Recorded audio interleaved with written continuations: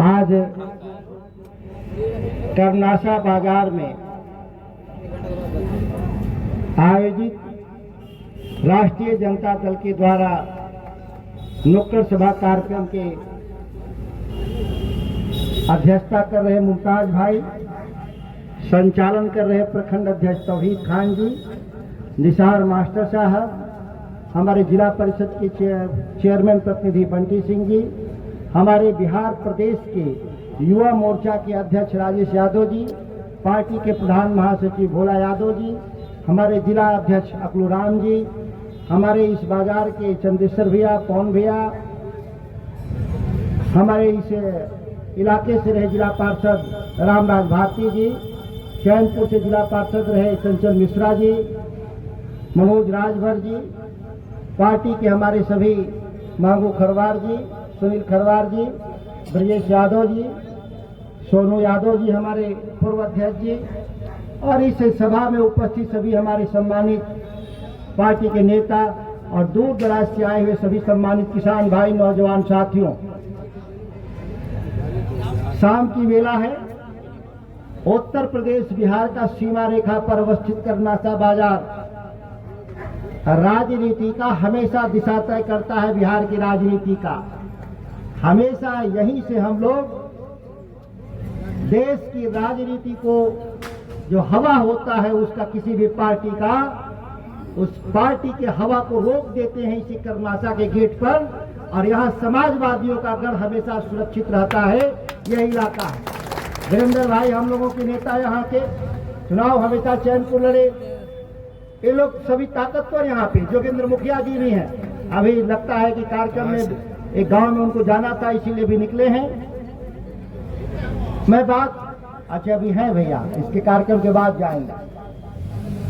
एक नई बात हो रही है रामगढ़ में, और इस चुनाव में एक नई बात हो रही है जिस पर भ्रष्टाचार के 100 मुकदमे, जिस पार्टी के लोग भ्रष्टाचार के आकंठ में डूबे, वो कुछ आरोप लगाते हैं घूम घूम कर, तो आश्चर्य होता है। यहाँ एक नेता है जो लड़ रहे हैं, उनके दामाद को सीबीआई उठा ले गई, उनके भतीजों को सीबीआई उठा ले गई, किस आरोप पे ले गई? 22 साल अपने दामाद के माध्यम से रंगदारी वसूलवा रहे थे इलाके के ठेकेदारों से, इलाके के बालू के कारोबारियों से। और जो कारोबार है इस राज्य के भीतर, उन कारोबारियों से इनका डीएसपी दामाद जाता था और जबरदस्ती पैसा वसूलता था और कहता था कि अगर पैसा नहीं देंगे तो हम आपको नक्सली घोषित कर देंगे। और एक बार नक्सली घोषित होने पर 5 साल में बेल होता, बिना बेल का 5 साल में जेल रहना पड़ता। लेकिन यह आरोप कोई राष्ट्रीय जनता दल नहीं लगाया, यह आरोप कोई विपक्ष नहीं लगाया, यह उन्हीं की पार्टी के लोगों ने आरोप लगाया जो मनोरमा देवी हैं, बिंदी यादव की पत्नी, जो विधान पार्षद थी गया से, जो चुनाव लड़ रही हैं, उन्होंने ही आरोप लगाया उस अधिकारी पर जो भाजपा के जो पूर्व विधायक के जो दामाद थे, और वो जेल गए। अगर हम लोग के आरोप से जेल गए होते तो लोग कहता कि विपक्ष ने फंसाने का काम किया। एक और दूसरे नेता है, मंत्री है कैबिनेट में, गांव में जाने के लिए रोड नहीं है, उन पर इतने आरोप हैं जिसकी हम इसलिए नहीं चर्चा करते थे कि निकम्मा आदमी है, मोहनिया विधानसभा का रहने वाला आदमी।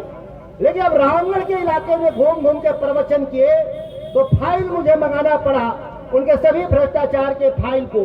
इतना मोटा है कि एक आदमी साथ में लेके चलना पड़ता है, कोई 1-2 पन्ने का नहीं है, इसका ओरिजिनल कॉपी है, एक कोर्ट से निकला हुआ ओरिजिनल कॉपी, फोटो कॉपी नहीं है।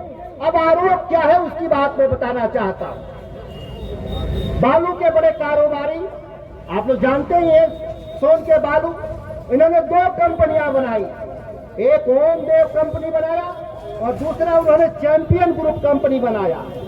अब ये दोनों कंपनियों के माध्यम से ये बालू का पूरा माफिया तंत्र जो जीटी रोड पर जाता है, ओवरलोड गाड़ी, लोड उस पर पर दिखाया जाता है कागज में 600 क्विंटल और जाता है कितना 1500 क्विंटल बालू जाता है। यही इतिहास है। और इसके चलते उनको बिहार की सरकार किसकी है? नीतीश कुमार की सरकार है। नीतीश कुमार की सरकार ने अपराध अनुसंधान विभाग के द्वारा FIR दर्ज किया चैंपियन ग्रुप पर कि इन्होंने 550 करोड़ का बालू चुरा कर इन्होंने बेच दिया, चोरी करके बेच दिया। ये फाइल में है और ये पिछले 4-3 सालों से केस चल रहा है। उसमें भारत सरकार, जब बिहार सरकार इनको जेल नहीं भेजी, क्योंकि उस कंपनी के डायरेक्टर यही थे, तो उन्होंने बाद में क्या किया कि अपना नाम हटा लिया और अपने भाई आलोक सिंह को और अमित कुमार सिंह को फंसाने का काम किया। 2 बहुओं का भी नाम है, इसमें नाम नहीं लूंगा। ये मामला पुरुषों की लड़ाई है, कोई महिलाओं का नहीं है। इनके पाप से शायद महिलाएं भी जेल जाएंगी। जिस तरीके से अशोक का दामाद तो जेल गया ही, क्योंकि उनके 3 भतीजे भी गए, उसी तरह से इस पाप में उनके घर की बहुएं भी जाएंगी। यह दुखद घटना होगा इस इलाके के लिए।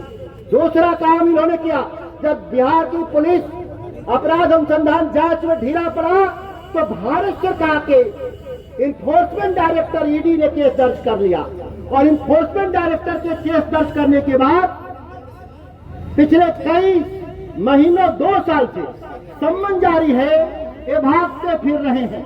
और ये चूंकि ये भाजपा में है तो भाजपा में तो लोग बच भी जाते हैं। जो भाजपा में शामिल हो जाएगा भ्रष्टाचारी, उसका पाप धोने का काम मोदी की सरकार काम करने का काम करती है। और उसमें 550 करोड़ में के अलावा जब भारत सरकार ने जांच किया तो इसको कहा कि 1000 करोड़ का घोटाला है। अपने ही नेता के खिलाफ अपने ही सरकार जब जांच करेगी तो जाहिर है कि थोड़ा सा नरमी से जांच हो रहा है। अगर यही दूसरे पार्टी की सरकार रहती तो ये घोटाला 1000 करोड़ का नहीं है, ये घोटाला 5000 करोड़ का बालू का है। आज जिसको लगता है कि मेरे पास कागज नहीं है, उसकी फोटो कॉपी करा कर ले लीजिएगा। और नहीं जिनके पास पैसे होंगे उसका हम फ्री में हम दे देंगे कागज पढ़ने के लिए।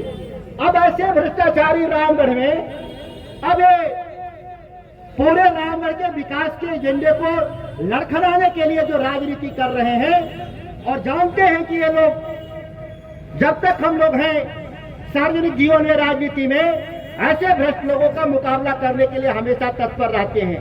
करमनासा के विकास के लिए यहाँ के विधायक थे जब अशोक सिंह, के रोड बना था, ढलाई हुआ था और ढालने के दूसरे दिन ही ये टूट गया था। जब बाजार में हम आए विधायक बन के तो लोगों ने कहा कि नेताजी 2 महीने पहले बना है, टूट गया। उस ठेकेदार से, जो ठेकेदार ने ढलाई किया था, टूटा था, उसी ठेकेदार से उतने ही पैसा में दोबारा ढलवाया था कि नहीं बताए हाथ उठा के लोग।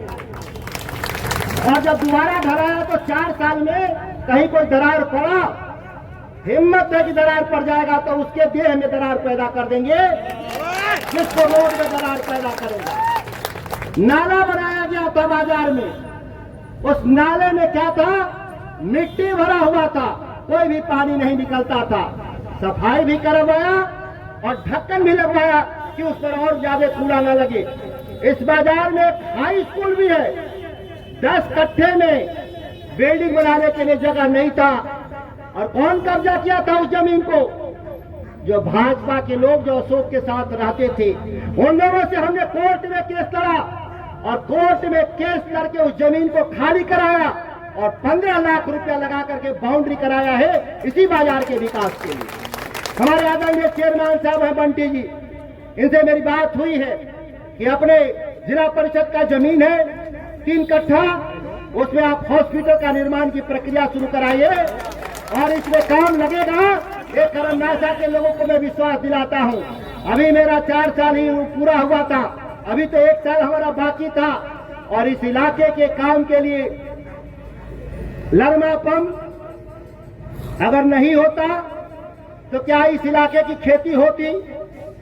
अब मोटा गला लेकर के रामगढ़ बाजार में फाड़ रहे हैं लोग। क्या फाड़ रहे हैं? जवान जिनके पूर्वजों ने यहाँ पे एक ट्यूबवेल भी नहीं लगाया, वो गंगा से पानी लाने की बात करते हैं, जमानिया से पानी लाने की बात करते हैं।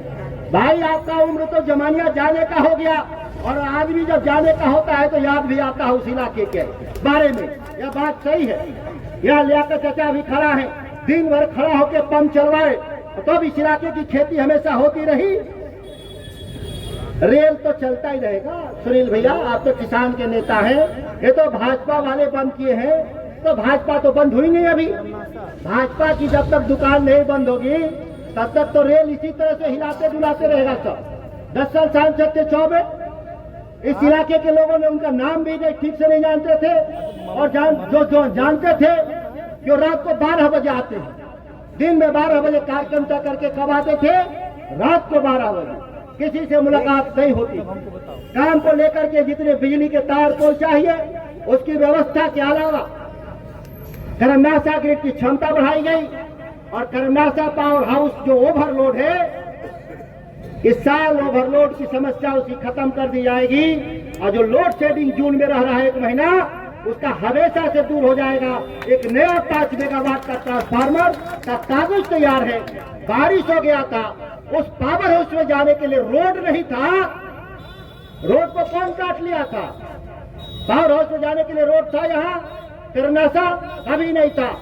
हमने जमीन का नापी करवा करके पार्टी के कार्यकर्ता लोगों ने उस रोड को बनवा दिया कि अब कोई भी बरसात के समय भी ट्रक जा सके आ सके।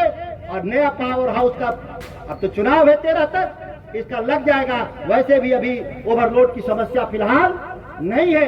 खेती हमारी व्यवस्थित, नहर का सवाल हो, बिजली का सवाल हो, हमारे पढ़ने के लिए इंटर तक के कॉलेज कुराड़ी में मैंने बनवाया, धनेछा में बनवाया। करमनासा का भी नंबर है, 1 आध साल के भीतर करमनासा का भी बन जाएगा। साथियों, काम